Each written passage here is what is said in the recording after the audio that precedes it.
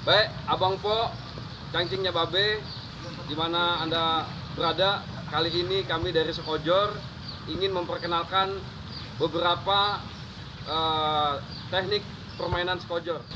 Di antaranya kita akan lihat awalan yang dibuka oleh adik kita Demia, permainan Sekojor yang disebut jalan jurus, yang disebut langkah 5.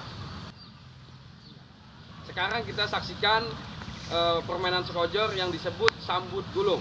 Di sambut gulung ini ada perpaduan antara tangan kosong dan menggunakan senjata. Mari kita saksikan. Alam setu yang sudah ada, tinggalin buat anak cucu kita.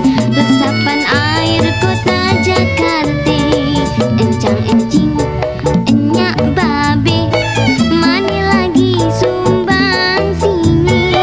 Pak Kiai doain dong biar rapi, terciptanya perkampungan Betawi.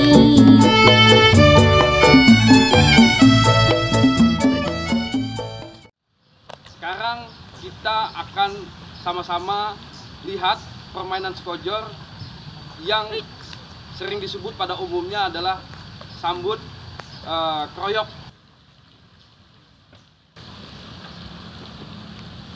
Baik, Abang Po Cangcingnya Babe, dari 3 permainan tersebut, ini adalah simbol keberanian orang Betawi bermain pukul, berarti keberanian juga dia untuk membela tradisi dan budayanya.